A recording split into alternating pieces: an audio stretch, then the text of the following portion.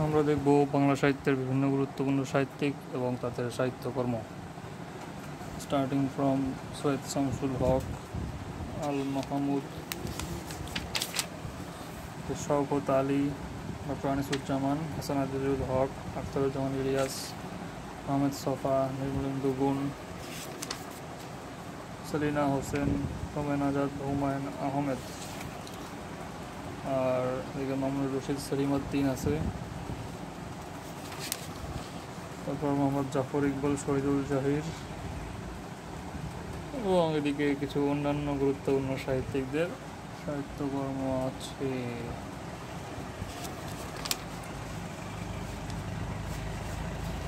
শুরু করা যাক।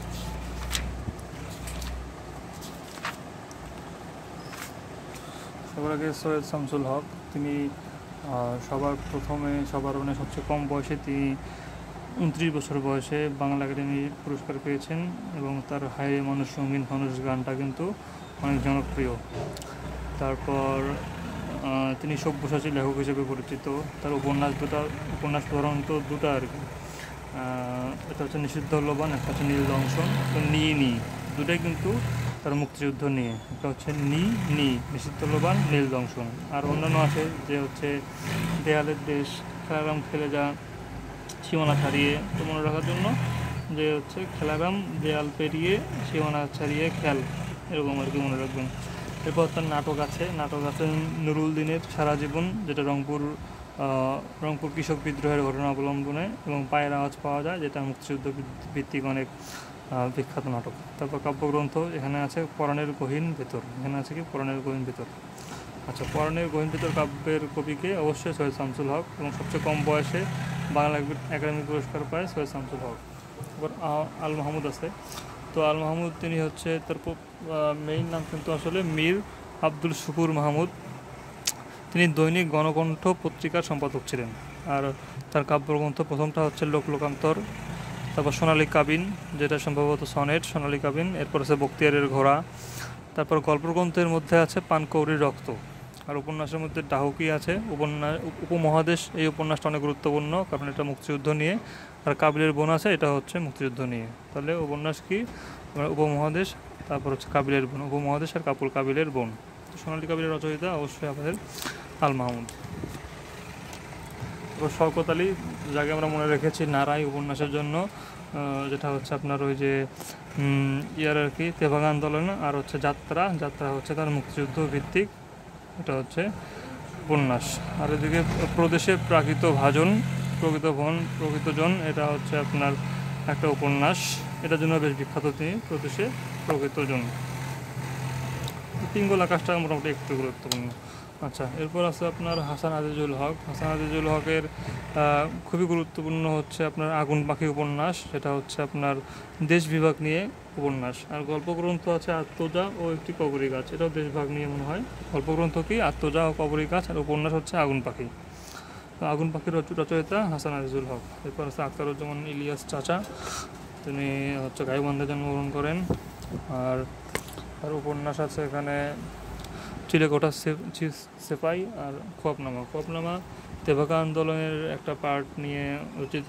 এখানে আরও আছে ফকির সন্ন্যাসীর বিদ্রোহ, তারপর 43 মন্বন্তর, এগুলা অনেক কিছু ঐতিহাসিক উপাদান আছে এই খোয়াবনামা উপন্যাসে। আর চিলেকোঠা সেপাই আছে, এটা হচ্ছে তার প্রথম উপন্যাস, এবং এখানে ওসমান নামক ক্যারেক্টার আছে, এটা 69 গণ অভ্যুত্থান নিয়ে রচিত। আর গল্পগ্রন্থ এখানে আছে অন্য ঘর অন্য স্বর, যেটা প্রথম প্রকাশিত গল্পগ্রন্থ। এরপর আছে দুধ ভাতে উৎপাত, দোজকের ওম, জাল স্বপ্ন, স্বপ্নের জাল। তো এটা মনে রাখার জন্য ভয় পড়তে পারেন। অন্য ঘরে দুধ ভাত, দোজকে স্বপ্নের জাল আছে। তো অন্য ঘর দিয়ে অন্য ঘর অন্য স্বর, দুধ দিয়ে দুধ ভাতে উৎপাত, দোজক দিয়ে দোজকের ওম, আর জাল স্বপ্ন, স্বপ্নের জাল দিয়ে এটা তো পাওয়া যায়। তারপর গল্পের মধ্যে আছে রেইনকোট, ফেরারি, স্টেন গান, তারপর নিরুদ্দেশ যাত্রা ইত্যাদি মিলিয়ে। তারপর হচ্ছে মিলিয়াতে স্টেন গান। আর প্রবন্ধ সংস্কৃতির ভাঙ্গা সেতু, এটা লিখেছে আখতারুজ্জামান ইলিয়াস। তারা বিবির মরদ পোলা তার বিখ্যাত ছোট গল্প। আচ্ছা, 69 গণ অভ্যুত্থান নিয়ে তার লেখা হচ্ছে যে আপনার চিলেকোঠা সেপাই।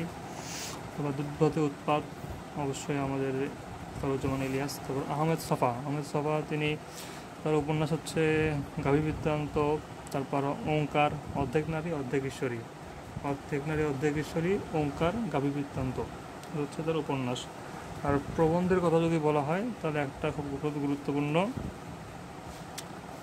যদ্যপি আমার গুরুত্ব আছেই, এটা হচ্ছে অধ্যাপক আব্দুর রাজ্জাককে নিয়ে লেখা। আর জাগ্রত বাংলাদেশ, জাগ্রত বাংলাদেশ এটা হচ্ছে তার, এটা স্বাধীন বাংলাদেশের প্রথম গ্রন্থ, মনে রাখতে হবে স্বাধীন বাংলাদেশের প্রথম গ্রন্থ হচ্ছে জাগ্রত বাংলাদেশ, জাগ্রত বাংলাদেশ।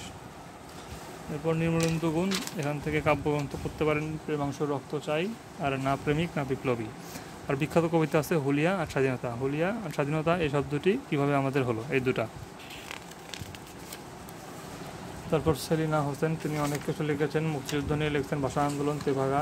তো সবার আগে পড়ি আমরা যে তার হচ্ছে ভাষা আন্দোলন নিয়ে কী কী লিখছে, সেখান থেকে লিখছে তার যাপিত জীবন, আর এখানে আছে হচ্ছে নিরন্তর ঘণ্টাধ্বনি। এই দুটো হচ্ছে আপনার, এই দুটো তার হচ্ছে ভাষা আন্দোলন নিয়ে উপন্যাস, নিরন্তর ঘণ্টাধ্বনি, যাপিত জীবন। এরপর আমরা মুক্তিযুদ্ধ নিয়ে পড়ি, মুক্তিযুদ্ধ নিয়ে তিনি লিখছেন হাঙ্গর নদীর গণিত লিখছে, আর এদিকে লিখছে ৭১-এর ঢাকা প্রবন্ধ লেখছে। এই দুটো হচ্ছে মুক্তিযুদ্ধ নিয়ে উপন্যাস, হচ্ছে হাঙ্গর নদীর গণিত, প্রবন্ধ হচ্ছে ৭১-এর ঢাকা। আর তেভাগা নিয়ে লিখছে আপনার কাঁটাতারে প্রজাপতি, এটা হচ্ছে উপন্যাস। তেভাগা নিয়ে লিখছে কাঁটাতারে প্রজাপতি উপন্যাস। আর এদিকে আর কি আছে, পোকামাকড়ের ঘর বসতি, এটা হচ্ছে নাফ নদীর তীরবর্তী শাহপুরী ধীবরদের নিয়ে রচিত। নাফ নদীর তীরবর্তী শাহপুরী যারা ধীবর সম্প্রদায় আছে তাদেরকে নিয়ে পোকামাকড়ের ঘর বসতি উপন্যাস লেখা হয়েছে। এরপর হুমায়ুন আজাদ, এখান থেকে কাব্য পড়তে পারেন অলৌকিক স্টিমার আর সব কিছু নষ্টদের অধিকারে যাবে। অলৌকিক স্টিমার, সব কিছু নষ্টদের অধিকারে যাবে। আর উপন্যাস ৫৬,০০০ বর্গমাইল, সব কিছু ভেঙে পড়ে, পাকসার জামিন সাতবাদ। তো মনে রাখার জন্য ৫৬,০০০ জমিন ভেঙে পড়ে, ৫৬,০০০ জমিন ভেঙে পড়ে, ৫৬,০০০ বর্গমাইল, পাকসার জামিন সাতবাদ, আর সব কিছু ভেঙে পড়ে। আর শিশু বা কিশোরদের জন্য তিনি লিখেছেন লাল নীল দীপাবলি বা বাংলা সাহিত্যের জীবনী। আরও লিখেছে কত নদী সরোবর বা বাংলা ভাষার জীবনী। তো লাল নীল আর সরোবর, লাল নীল আর সরোবর, অর্থাৎ লাল নীল দীপাবলি আর কত নদী সরোবর। এরপর সব কিছু নষ্টদের অধিকারে যাবে, এটা অবশ্যই আপনার হুমায়ুন আজাদ। অলৌকিক স্টিমার গ্রন্থ, এটা হচ্ছে হুমায়ুন আজাদ, অলৌকিক স্টিমার হুমায়ুন আজাদ। অলৌকিক স্টিমার কিন্তু একটা কাব্য, এটা মাথায় রাখতে হবে। এবার হুমায়ুন আহমেদ, তিনি অনেক গুরুত্বপূর্ণ ছিল আগে, এখন জানি না। তো তার নন্দিত নরকে তার প্রথম উপন্যাস। এরপর মুক্তিযুদ্ধ ভিত্তিক কী আছে, যেগুলো হচ্ছে আগুনের পরশমণি আর শ্যামল ছায়া, এই দুটো একসাথে, আগুনের পরশমণি শ্যামল ছায়া। আর জ্যোৎস্না জন্মের গল্প, ওদিকে সূর্যের দিন, জ্যোৎস্না আর সূর্য, জ্যোৎস্না আর সূর্য একসাথে। আর অনিল বাগচির একদিন, আর সৌরভ আসতে, সৌরভ মনে এখানে দেয়নি, অনিল বাগচির একদিন আর সৌরভ, এই এগুলো হচ্ছে মোটামুটি তার উপন্যাস মুক্তিযুদ্ধ ভিত্তিক। এরপর বহুব্রীহি উপন্যাসে তার ওই যে ইয়েটা আছে, রাজাকার সংলাপটা আছে, তুই রাজাকার, এটা হচ্ছে তিনি টিয়া পাখির মুখ দিয়ে বলাইছেন। আচ্ছা, তারপর দেয়াল রচনাটি কার? দেয়াল অবশ্যই হুমায়ুন আহমেদের, যেটা হচ্ছে আপনার মুক্তিযুদ্ধ নিয়ে লেখা। এখানে ওই যে বঙ্গবন্ধু নিয়ে বলা আছে, এই জন্য একটা পরীক্ষায় আসছিলো। দেওয়াল হচ্ছে রাজনৈতিক উপন্যাস। এবার মামুনুর রশিদ, তাই তিনি অবশ্যই নাটক করতেন। তার উল্লেখযোগ্য নাটকের মধ্যে আছে ওরা কদম আলী আর গিনিপিগ। ওরা কদম আলী আর গিনিপিগ, এই দুটো পড়লেই হবে, ওরা কদম আলী আর গিনিপিগ। এরপর সেলিম আদ-দ্বীন, তিনি নাট্যাচার্য হিসেবে পরিচিত, নাট্যাচার্য, তিনি নাটকের পথিকৃৎ বাংলাদেশে। আর 1981-82 সালে তিনি নাসিরউদ্দিন ইউসুফের সাথে বাংলাদেশ গ্রাম থিয়েটার প্রতিষ্ঠা করেন। 1981-82 সালে তিনি নাসিরউদ্দিন ইউসুফের সঙ্গে বাংলাদেশ গ্রাম থিয়েটার প্রতিষ্ঠা করেন। আর তার শিল্পতত্ত্বের নাম হচ্ছে দ্বৈতাদ্বৈতবাদ। তারপর হচ্ছে তিনি কোনো বিভাজন মানেনি সাহিত্যে। তার বিখ্যাত নাটকের মধ্যে আছে কীর্তনখোলা, এটি প্রথাগত জীবনে সংস্কৃতি বা লোকায়ত জীবন সংস্কৃতি নিয়ে রচিত। এরপর পড়তে পারেন মুনতাসির ফ্যান্টাসি আর জৈবতী কন্যার মন, এই তিনটা পড়তে পারেন, কীর্তনখোলা, মুনতাসির ফ্যান্টাসি আর জৈবতী কন্যার মন, তিনটাই নাটক। এরপর কীর্তনখোলা নাটকটির বিষয় লোকায়ত জীবন সংস্কৃতি। বাংলাদেশ গ্রাম থিয়েটারের প্রবর্তক অবশ্যই সেলিম আদ-দ্বীন। তারপর কোন নাটকটি সেলিম আদ-দ্বীনের? অবশ্যই হবে মুনতাসির ফ্যান্টাসি। আর জাফর ইকবাল অত ইম্পর্টেন্ট না এখন। শহীদুল জহির, এনাকে বলা হয় ম্যাজিক রিয়েলিজম, যেটা 46 BCS-এ আসছিল। ম্যাজিক রিয়েলিজমের জনক হচ্ছে কে? আমাদের শহীদুল জহির। আর এই ম্যাজিক রিয়েলিজমের গুরু ছিল গ্যাব্রিয়েল গার্সিয়া মার্কেস, কলম্বিয়ার।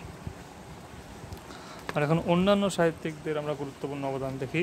আবু ইসাকের সূর্য দীঘল বাড়ি, যেখানে জয়গুণ আছে। তারপর আবুল হাসানের পৃথক পালঙ্ক, আবুল হাসানের পৃথক পালঙ্ক এটা কাব্যগ্রন্থ, আবুল হাসানের পৃথক পালঙ্ক কাব্যগ্রন্থ। আবদুল্লাহ মামুনের শপথ আছে নাটক আর সুবচন নির্বাসনে, আবদুল্লাহ মামুনের শপথ আর সুবচন নির্বাসনে এই দুটো নাটক, তিনি ছিলেন নাট্যকার। ইমদাদুল হক মিলন উপন্যাস, তিনি লিখছেন কালো ঘোড়া তো অবশ্যই আছে। আচ্ছা, তারপর এস ওয়াজেদ আলী প্রবন্ধ লিখছে ভবিষ্যতের বাঙালি, এস ওয়াজেদ আলী প্রবন্ধ লিখছে ভবিষ্যতের বাঙালি। কামিনী রয় লিখছেন সুখ আলো ছায়া। তারপর গোলাম মোস্তফা লিখছে রক্তরাগ কাব্যগ্রন্থ, গোলাম মোস্তফা লিখছে রক্তরাগ কাব্যগ্রন্থ। আর তিনি জীবনী লিখছে বিশ্বনবী, আর অনুবাদ কিছু করছে আর কি, যাই হোক। আর শওকত, আচ্ছা বনিয়াদমও লিখছে আপনার গোলাম মোস্তফা কাব্যগ্রন্থ, আর এদিকে শওকত ওসমান বনিয়াদম উপন্যাস লিখছে। দাউদ হায়দার তার কাব্যগ্রন্থ, বিখ্যাত কাব্যগ্রন্থ জন্মই আমার আজন্ম পাপ, যেখানে স্বাধীনতা পরবর্তী রাজনৈতিক অবস্থা বর্ণনা করা হয়েছে। এরপর আমাদের সুনীল গঙ্গোপাধ্যায়ও কিন্তু এরকম স্বাধীনতা পরবর্তী অবস্থা নিয়ে লিখেছেন পূর্ব পশ্চিম উপন্যাস, আর দাউদ হায়দারের এটা কাব্যগ্রন্থ। প্রেমেন্দ্র মিত্র, এটাতে দেখা যাক। আর বিনয় ঘোষ, যার ছদ্মনাম কালপেঁচা, তিনি লিখেছেন গবেষণা গ্রন্থ বিদ্যাসাগর ও বাঙালি সমাজ, বিদ্যাসাগর ও বাঙালি সমাজ গবেষণা গ্রন্থ। আচ্ছা, তারপর বিচারপতি আবু সাঈদ, তার উপাধি হচ্ছে দেশিকোত্তম, দেশিকোত্তম। মাহমুদুল হক, তার উপন্যাস জীবন আমার বোন কালো বরফ, জীবন আমার বোন কালো বরফ আর খেলাঘর, জীবন আমার বোন কালো বরফ, এই দুটো ইম্পর্টেন্ট। আর মোহাম্মদ আব্দুল হাই, তিনি লিখেছে বিলেতে 750 দিন, বিলেতে 750 দিন। আর তার গ্রন্থ ধ্বনিবিজ্ঞান ও বাংলা ধ্বনিতত্ত্ব খুব ইম্পর্টেন্ট। রফিক আজাদ লিখেছেন চুনিয়া আমার আর্কেডিয়া কাব্যগ্রন্থ, রফিক আজাদ লিখেছে চুনিয়া আমার আর্কেডিয়া। তারপর রাজিয়া খাতুন লিখেছে উপন্যাস বটতলার উপন্যাস, দেশভাগ নিয়ে। তারপর শঙ্খ ঘোষ লিখছে কাব্যগ্রন্থ মুখ ঢেকে যায় বিজ্ঞাপনে, মুখ ঢেকে যায় বিজ্ঞাপনে, শঙ্খ ঘোষ।